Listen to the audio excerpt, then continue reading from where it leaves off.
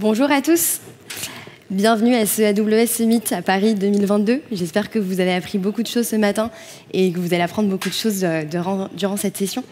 Donc vous êtes sur la session CP01, Quad 9 chez Amazon EC2. Donc je me présente, je m'appelle Lydia Calfoun, je suis Solution Architect chez AWS et donc on va regarder toutes les annonces récentes qui ont été faites sur Amazon EC2. Alors, je vais juste faire un petit sondage, donc c'est vrai que je ne vois pas très bien, mais je voulais savoir déjà qui a utilisé, merci pour la lumière, qui a déjà utilisé Amazon EC2, si vous pouvez lever la main. Ok, donc vous êtes une grande partie à devoir avoir déjà utilisé Amazon EC2. Donc pour ceux qui ne connaissent pas le service, c'est de l'infrastructure qui va vous permettre d'accéder à de la capacité de calcul de façon fiable et sécurisée. Et vous allez avoir donc différentes options de configuration et différentes options d'achat. Pour quelles raisons AWS propose Amazon EC2 de façon flexible avec différentes capacités? C'est déjà donc pour optimiser les coûts et les performances. Donc si on prend un exemple simple, l'exemple d'un site web, on ne va pas avoir le même besoin en période de solde, par exemple, ou donc la nuit. Ensuite, on va vouloir personnaliser notre infrastructure selon différents besoins applicatifs et métiers. On prend l'exemple, par exemple, d'une base de données. Une base de données ne va pas avoir besoin de la même infrastructure qu'un ERP. Et enfin, donc, la troisième raison, c'est pour exécuter vos applications selon vos propres exigences.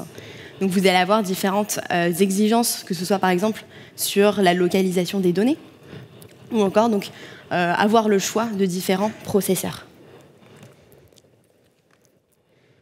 Pour vous donner quelques chiffres sur Amazon EC2, ça représente plus de 500 combinaisons différentes. Vous avez donc des capacités de calcul qui peuvent aller donc de 1 à 192 CPU virtuels et de 0,5 giga à 24 Tera de mémoire. Donc on peut vraiment partir sur des gros super calculateurs avec Amazon EC2. Enfin, et on le verra durant la présentation, vous avez aussi des offres Edge et hybrides. Et donc ça représente 121 nouveautés Amazon EC2 en 2021. Donc on verra plus tard ces deux offres Edge et hybride. Donc commençons par les dominations et les configurations d'Amazon EC2. Donc on reprend le b.a.-ba. Donc en haut à droite, vous avez comment on identifie une instance Amazon EC2 sur AWS. Pourquoi on a plus de 500 configurations d'instances? C'est parce qu'on va voir donc différents critères qu'on va voir tout de suite par le premier, donc les catégories. Donc on va avoir différentes catégories, donc qui sont des familles d'instances. On va en avoir certaines qui seront optimisées pour le calcul pour les bases de données, optimisées en mémoire par exemple pour etc. Ensuite, on va voir donc la partie capacité. On va avoir la possibilité donc de personnaliser notre instance EC2 en choisissant par exemple le choix de processeur, du Intel, du AMD, du Graviton. Pour ceux qui ne savent pas, on verra plus tard ce qu'est Graviton.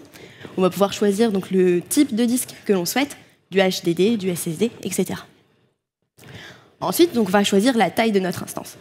La taille de notre instance, donc on va choisir si on souhaite un vCPU ou 124.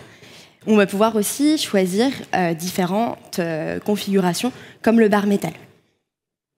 Enfin, donc vous avez les options. Donc vous avez le système d'exploitation. Donc, par exemple, vous avez la possibilité d'avoir Linux, Windows et effectivement aussi macOS depuis l'année dernière. Et vous pouvez aussi rajouter du GPU. Et donc c'est l'ensemble de ces configurations qui vous permettent d'avoir plus de 500 types d'instances. Donc évidemment, je ne sais pas ce que veut dire l'instance en haut à droite, mais ce n'est pas forcément important. Vous pouvez à chaque fois retrouver dans la documentation à quoi correspondent ces instances et ces noms. Donc maintenant, on va faire un petit focus sur comment on déploie ces instances Amazon EC2, et on va commencer donc par l'infrastructure globale AWS. Donc aujourd'hui, à l'heure où je parle, elle correspond à 26 régions. Donc ce sont les petits ronds verts que vous voyez sur la présentation. Et ces régions, elles sont composées de zones de disponibilité. Ces zones de disponibilité, elles sont elles-mêmes composées de plusieurs data centers. Donc dans une région, vous avez au minimum 3 zones de disponibilité. Et donc dans ces zones de disponibilité, vous avez au moins plusieurs data centers. Pourquoi? C'est pour vous permettre d'être tolérant aux pannes. Donc si vous avez un data center qui tombe, vous allez pouvoir retrouver votre application sur un autre data center, éventuellement sur une autre zone de disponibilité. Donc comme vous pouvez le voir, on a des zones, des régions partout dans le monde. Pour quelles raisons? Donc, premièrement, donc, pour vous rapprocher de vos utilisateurs et donc d'avoir la plus faible latence possible. Et deuxièmement, pour des questions donc, de réglementation locale, où vous devez avoir vos données stockées au sein d'un pays ou au sein d'une propre région. Concernant donc, la région Paris, vous avez EU Ouest 3 ici, donc pour vos clients et utilisateurs français. Et ensuite, dernier point, donc vous avez les ronds orange qui correspondent donc aux nouvelles régions qui vont sortir et elles sont au nombre de 8. Amazon EC2, vous pouvez le déployer sur le cloud AWS, mais vous avez d'autres options. On va commencer donc par l'option AWS Outpost. Donc le service AWS Outpost, c'est un service qui va vous permettre d'avoir de l'infrastructure et des services AWS on-premise. Quels sont les cas d'utilisation pour AWS Outpost? Vous allez avoir donc pour des applications critiques la possibilité d'utiliser les services AWS dans vos propres data centers. Et également, ça peut répondre à des questions de conformité par rapport à la localisation des données. Donc pour vous donner un petit aperçu, vous avez donc la RAC 42U qui est sortie initialement donc en novembre 2018, donc qui était envoyée et qui pouvait être installée par soit vos équipes, soit par des équipes agréées AWS. Et maintenant, vous avez donc la version serveur 1U et serveur 2U que vous pouvez installer directement dans vos propres racks. Ce qui peut être aussi intéressant avec ces deux serveurs, c'est que vous pouvez installer un agent Greengrass et faire, donc pour par exemple des cas d'usage industriels, faire du contrôle qualité avec des algorithmes de machine learning. Donc encore une fois, quelle que soit la solution que vous utilisez, serveur ou rack, vous avez les mêmes infrastructures et les mêmes API que sur le cloud AWS. Maintenant, on passe à AWS Local Zone. AWS Local Zone, c'est les infrastructures et les services AWS, mais plutôt concentrés au cœur des grandes villes, des zones à forte densité. Ça va répondre également donc, pour des applications à faible latence. On va vouloir se rapprocher de nos utilisateurs, donc on peut citer par exemple du streaming vidéo, du live broadcasting. Et ici, c'est de l'infrastructure qui est gérée par AWS. Donc vous n'avez rien à installer de votre côté dans vos data centers. Donc au niveau des local zones, vous en avez 32. Alors vous en avez 17 aux États-Unis et vous en avez 32 qui sont partout dans le monde. Donc en fait au début ça a commencé aux États-Unis, ça a connu un fort succès et donc on a décidé d'étendre ces zones-là à d'autres villes dans le monde. Ici vous n'avez pas de zone de local zone à Paris. Donc si vous êtes intéressé par ce service-là et que vous souhaitez donc avoir une local zone à Paris, n'hésitez pas à vous rapprocher de vos équipes de compte AWS pour qu'on puisse faire remonter le feedback aux équipes de service team et pour qu'on puisse ouvrir une région, une local zone à Paris. Enfin, donc le dernier service que je voulais vous présenter, donc qui s'appelle AWS Wavelengths, qui va être en fait de l'infrastructure et les services AWS qui vont être couplés en fait avec les réseaux 5G des opérateurs partenaires. Donc vous allez pouvoir profiter donc des bénéfices de la 5G, soit donc l'ultra faible latence par rapport à la 4G par exemple.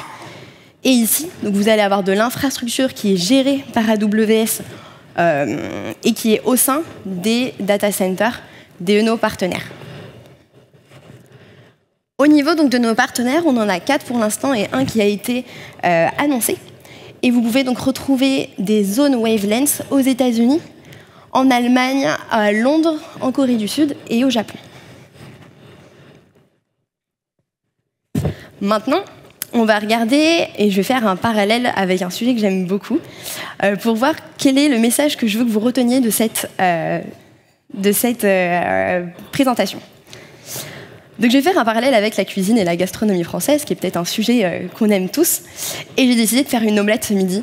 Bon, j'ai pas vraiment eu le temps parce que c'était assez surchargé. Et donc en fait, avec mon omelette, il me suffit que je me casse des œufs et que je mélange mon mélange avec une fourchette. J'ai pas besoin d'un mélange homogène, donc très bien, ça suffit amplement. Maintenant, j'ai décidé qu'en dessert, j'étais un peu gourmande, que j'aimais le chocolat, et du coup, j'ai décidé de vouloir un moelleux au chocolat. Du coup, pour les jaunes d'œufs, il faut d'abord les blanchir. donc les blanchir avec du sucre. Et la fourchette, c'est pas très efficace, et du coup, je passe à un fouet. Ok, j'ai mes jaunes d'œufs, très bien. Maintenant, il faut que je monte mes blancs en neige. Mes blancs en neige avec le fouet, je ne sais pas si vous l'avez déjà fait, c'est un peu long, ça fait un peu mal au bras. Et du coup, je passe à un autre ustensile, le fouet électrique. Donc, qu'est-ce que je veux que vous reteniez avec cette métaphore? C'est que vous avez plein d'instances différentes, mais que vous avez à chaque fois une instance qui va correspondre à un besoin applicatif. Pour choisir la bonne instance, vous avez différentes façons de le faire. Vous avez donc soit discuté directement avec vos partenaires, avec vos équipes de compte. Sinon, vous avez une fonctionnalité sur EC2 qui s'appelle Computer Analyzer et Optimizer, et qui va vous aider donc à choisir la bonne instance. Et donc, on va passer à la suite, donc qui va avoir un focus sur les instances spécialisées. Parce que vous allez avoir donc des applications qui vont être spécialisées dans le machine learning, dans les traitements intensifs. Et donc, je vous ai fait une petite sélection qui va vous permettre donc, de vous donner quelques exemples des nouveautés qu'on a pu avoir sur ces domaines-là. Donc, commençons par les instances optimisées en mémoire.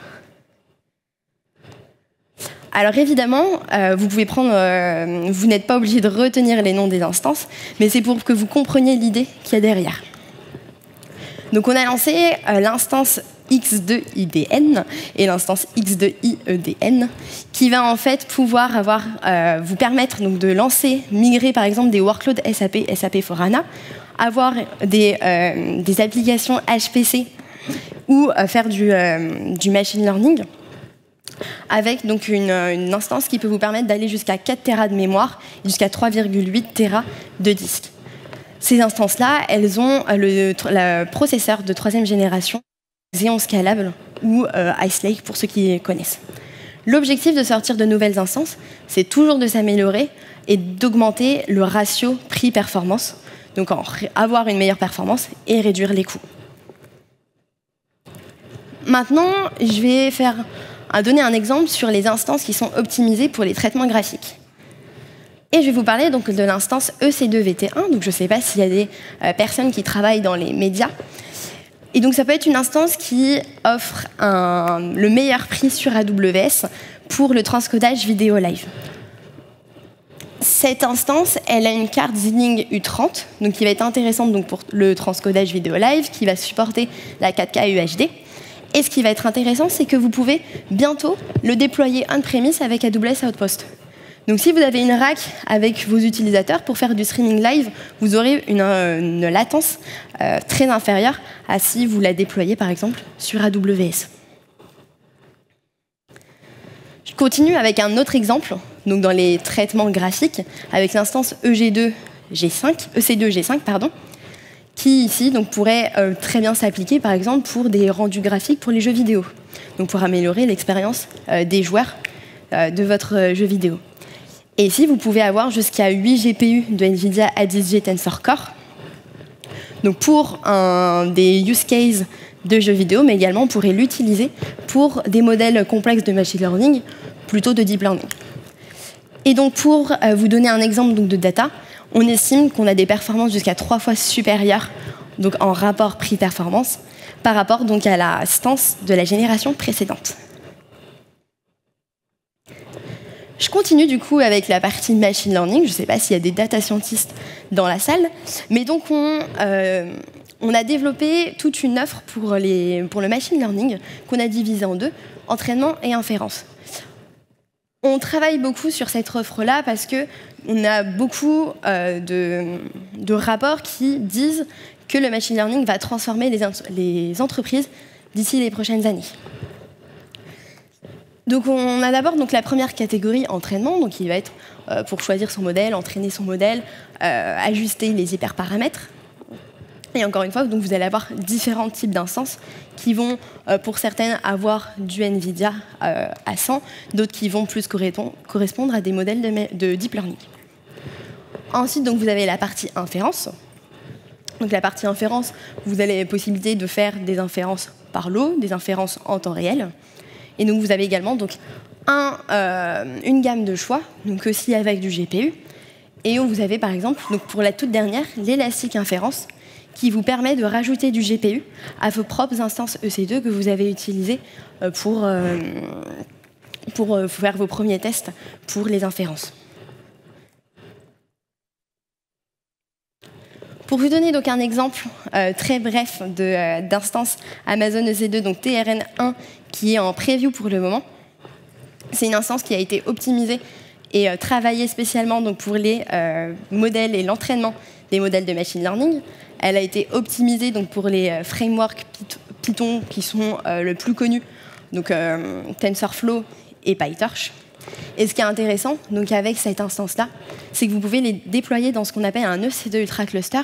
Donc ça va être vraiment un super calculateur où vous allez coupler, vous pouvez coupler différentes EC2 TRN1 et vous pouvez faire en fait vraiment un super calculateur avec une puissance de calcul jusqu'à 4000 GPU pardon, et vous allez avoir une bande passante qui peut atteindre les pétabytes.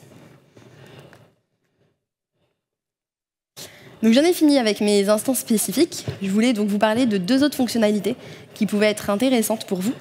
Donc peut-être qu'il y en a déjà certains qui utilisent le système d'exploitation Amazon Linux. On a sorti donc en preview Amazon Linux 2022, donc qui est la suite et la continuité donc du système d'exploitation Amazon Linux. Il est basé sur Fedora et en fait on va vous donner la possibilité de faire des mises à jour de versions majeures tous les 2 ans. Chaque version majeure, elle va avoir un support de 5 ans.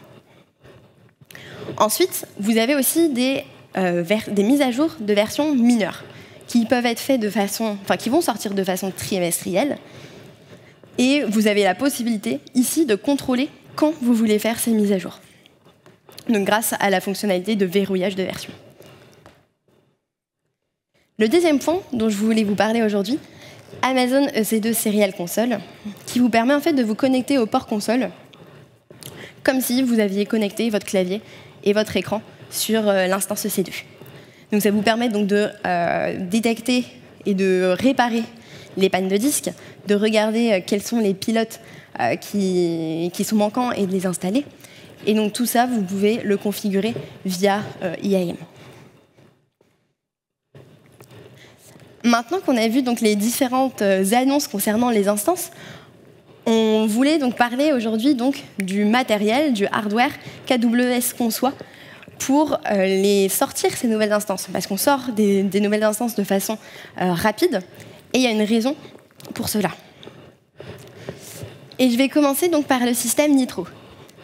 Le système Nitro, c'est un ensemble de composants qui va en fait enlever la couche de virtualisation.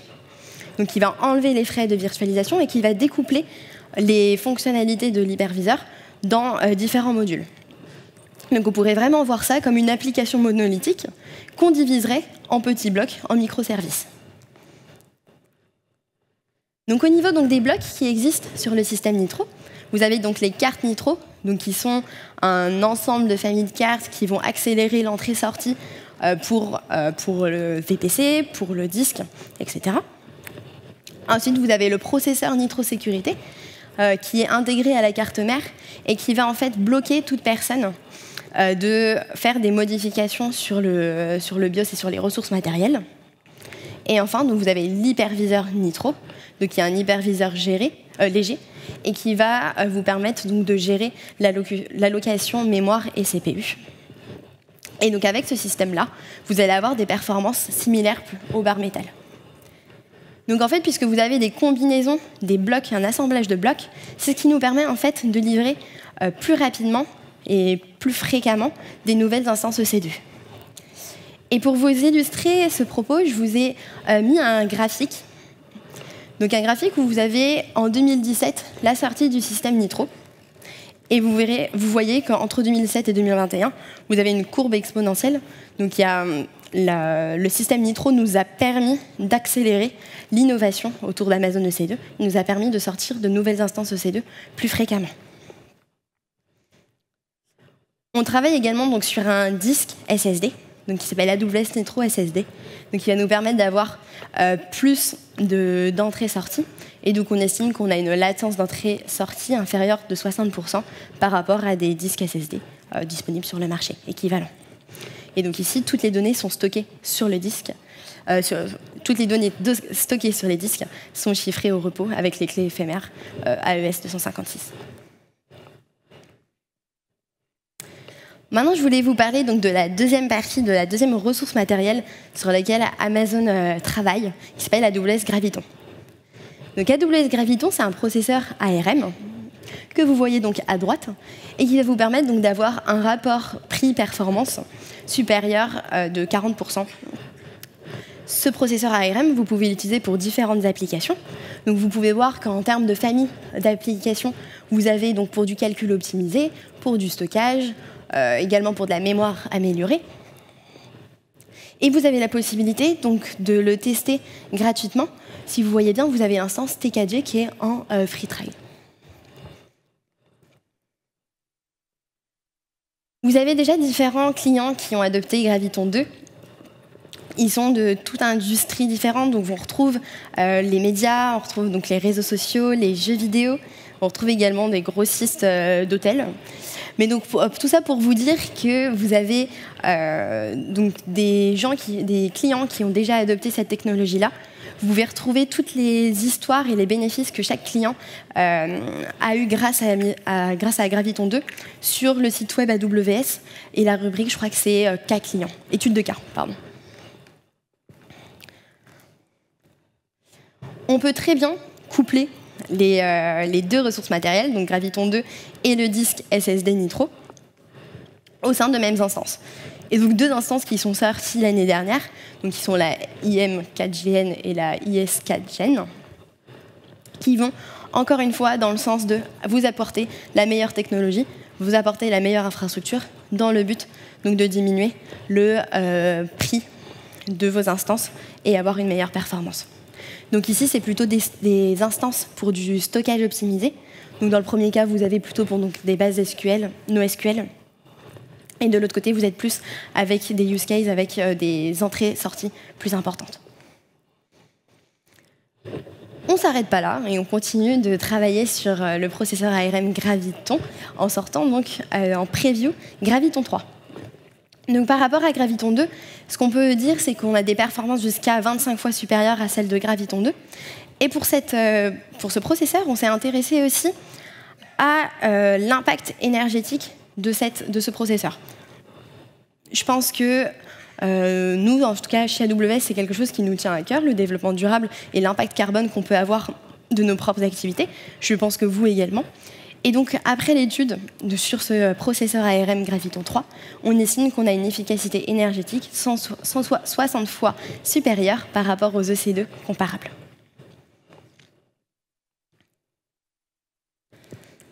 C'est pas pour autant qu'on laisse nos partenaires Intel et AMD et qu'on ne travaille plus avec eux et qu'on ne vous propose pas les processeurs de dernière génération de nos différents partenaires. Vous pouvez d'ailleurs retrouver leur stand aujourd'hui au Summit. Donc avec Intel, ça représente 15 ans de collaboration. Vous avez plus de 275 instances EC2 qui utilisent donc les processeurs Intel Xeon. Donc on est sur plus de la moitié des instances. Et vous allez avoir accès au processeur le plus rapide sur AWS de Intel. Et donc c'est le premier cloud qui a lancé Ask Lake. Ici, donc, encore une fois, on va vous proposer donc, pour différents types de familles les processeurs Intel. Et si vous le remarquez, les familles ici finissent tous par un i. Donc ça peut être un premier indice pour vous dire, ok, ce type d'instance contient un processeur Intel.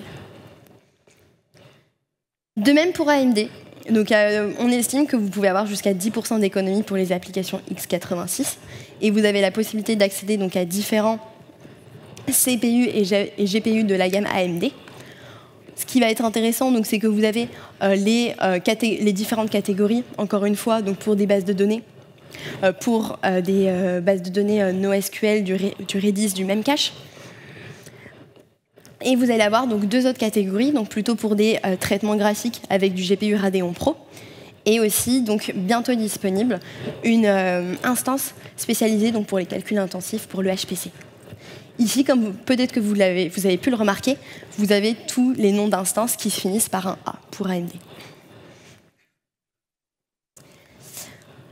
Donc je voulais terminer cette session avec une petite démonstration d'une fonctionnalité qui s'appelle Attribute Based Instance Type Selection, ou ABS, qu'on peut utiliser donc, sur un groupe d'autoscaling. Donc pour ceux qui ne savent pas ce qu'est un groupe autoscaling, ça va être un ensemble d'instances EC2 qui va vous permettre en fait, d'avoir une infrastructure élastique. C'est-à-dire qu'à partir d'une métrique, vous allez pouvoir augmenter le nombre d'instances EC2 dans votre groupe ou le diminuer. Si on prend un cas simple, j'ai ma période des soldes, il est 8 heures. Je vais vouloir, donc mon groupe d'autoscaling va rajouter des instances EC2, parce que mes instances EC2 sont surutilisées. Il est 4 heures du matin, tout le monde dort. J'enlève mes instances EC2 parce qu'elles sont sous-utilisées. Et donc ça me permet d'avoir une infrastructure élastique tout en maîtrisant les coûts. Donc si je reviens un peu sur ABS et qu'est-ce que ça signifie, parce que je ne vous ai toujours pas expliqué ce que c'était, ça va vous permettre en fait, de maintenir une configuration d'application dans l'autoscaling groupe. Vous allez en fait mettre en place des attributs qui vont être donc des descriptions des instances. Donc on verra quels sont les types d'attributs qu'on va pouvoir mettre. Et donc ces attributs vont être convertis en exigences qui vont vous permettre en fait, de réduire la flotte d'instances EC2 que vous allez pouvoir utiliser. Donc si c'est pas clair, c'est pas grave, on va voir tout de suite dans la démonstration qu'est-ce que ça donne. Alors ici, du coup, vous êtes sur la console AWS. Donc pour faire très simple, soit vous utilisez la barre de recherche, vous tapez EC2, sinon vous allez dans Service, Calcul et Amazon EC2. Donc ici, je n'ai aucune instance, je n'ai rien démarré. Et donc je vais aller dans Groupe d'autoscaling. Donc je vais créer un groupe d'autoscaling.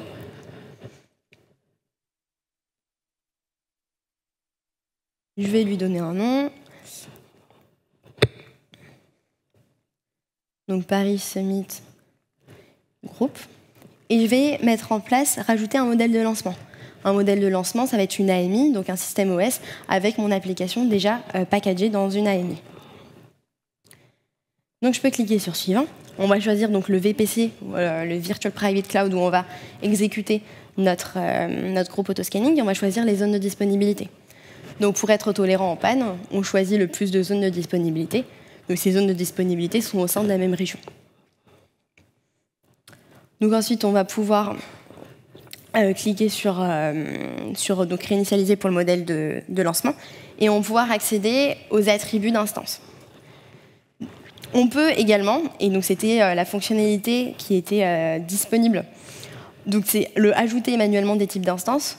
Et donc à la main, il fallait rajouter chaque type d'instance, et c'était un peu compliqué de le faire. Et donc de remplacer les générations précédentes par les générations actuelles, c'est un peu fastidieux comme travail.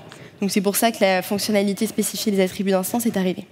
Donc vous spécifiez un vCPU, je vais mettre en pause, vous spécifiez un vCPU minimum et maximum. Vous avez quand même la possibilité donc, de ne rien spécifier, avec les petites cases aucun minimum, aucun maximum.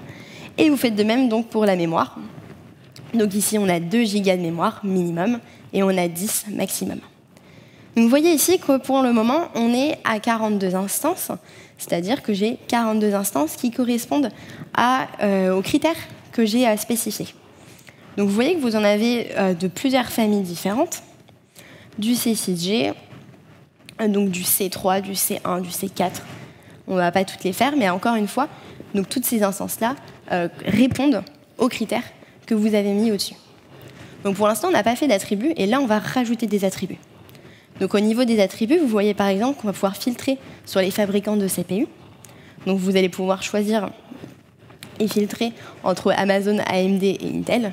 Donc ici par exemple, je choisis Amazon et Intel.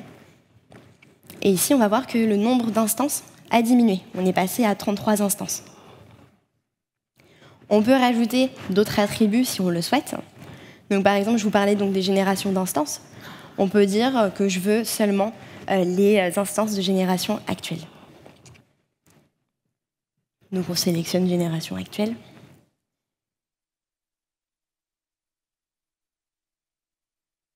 Et donc encore une fois, on voit qu'on a filtré le nombre d'instances qui sont compatibles avec la configuration souhaitée. Donc, pour vous montrer un peu ce qui est possible, donc vous pouvez filtrer par rapport au stockage, le type de disque que vous souhaitez, le nombre d'interfaces réseau que vous voulez, si vous voulez rajouter donc un accélérateur que vous allez plugger à votre instance, donc pour par exemple du machine learning.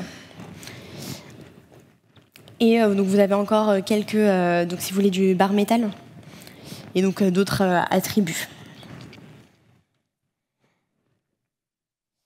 Vous avez la possibilité également, si par exemple vous avez déjà testé certaines instances, donc de les cocher et aussi donc de les exclure. Donc imaginons la C5N, la C5D, je les ai déjà utilisées, ça ne me correspond pas à la performance que je recherche, et donc je pourrais cliquer sur exclure les types d'instances sélectionnés pour les enlever de mes instances. Donc concrètement ici, on a donc une liste d'instances qui vont être sélectionnées pour mon groupe d'autoscaling. Donc maintenant, on va décider au niveau donc, des options d'achat d'instances. Donc on a la possibilité de choisir entre les instances à la demande, donc les instances paiement à l'utilisation, et les instances spot. Les instances spot, donc c'est des instances qui sont sous-utilisées et qui sont proposées à des prix jusqu'à 70% moins élevés. Par contre, dès qu'on a des demandes clients sur ces types d'instances, on va vous les récupérer, donc vous allez avoir une interruption de service. Donc on met 70 pour à la demande et 30% spot. Comme ça, on est sûr de ne pas impacter très fortement mon application. Ensuite, donc, on va choisir la stratégie d'allocation. Donc pour les instances à la demande, on va choisir donc, de sélectionner les instances avec le prix le plus bas. Et pour les stratégies d'allocation spot, on a deux possibilités. Donc soit parmi toutes les instances sélectionnées, celle qui a le prix réduit le plus bas, soit la capacité qui correspond le mieux à mon use case. Donc ensuite, dès qu'on a choisi, donc ici on va rester sur capacité optimisée. On a le rééquilibrage de capacité. Qu'est-ce que c'est le rééquilibrage de capacité? C'est quand une instance est terminée, est-ce que je souhaite lancer, enfin quand une instance est en cours de terminaison, est-ce que je souhaite lancer directement ma nouvelle instance ou est-ce que j'attends qu'elle soit bien terminée et que je relance mon instance après la terminaison? Donc ensuite, au niveau donc, de la taille du groupe, donc pour un groupe d'autoscaling, on va quand même mettre une taille souhaitée, un minimum et un maximum pour pas qu'on dépasse les coûts. Donc ici, on a mis une capacité souhaitée 4, capacité minimale 2 et capacité maximale 8. Et donc enfin, on va donc cliquer sur suivant. On a la possibilité donc de souscrire à un topic SNS donc pour recevoir les notifications qu'il peut y avoir sur mon groupe d'autoscaling. Et enfin, donc, je peux lui donner un nom. Donc ici, démo ABS. Donc ensuite, vous avez la partie récapitulative. Vous pouvez vérifier, revenir sur des étapes précédentes. Et donc lancer le groupe d'autoscaling. À partir de là, donc vous avez des instances, donc vous avez l'actualisation, il y en a eu 2 instances qui ont été lancées, ensuite 3. Et si on repart sur la partie instance, donc on retrouve bien les 3 instances de mon autoscaling group, donc pour le moment on n'en a que 3. Et le type d'instance, vous voyez qu'on a des instances différentes. Donc en fait, ici, il y a des instances à la demande qui ont été donc les 70% qui sont les instances les plus basses, avec le prix le plus bas, et l'autre instance qui est une spot.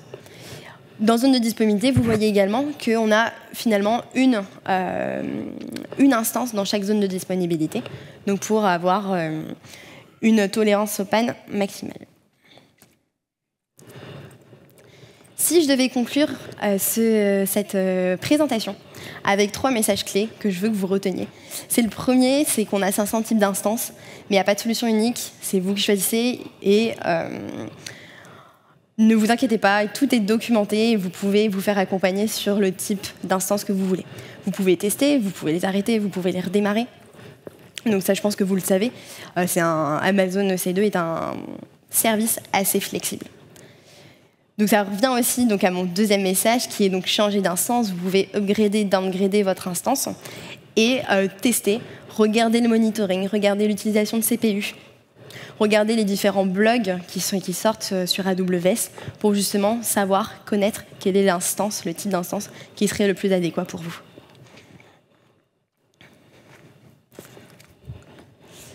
Je voulais finir donc avec une dernière slide que vous avez peut-être déjà vue lors de précédentes sessions. Mais donc au niveau donc, de Skill Builder, qui est le site où vous pouvez retrouver donc, des cours et des sessions, vous avez un learning plan de System Operator de 27 heures.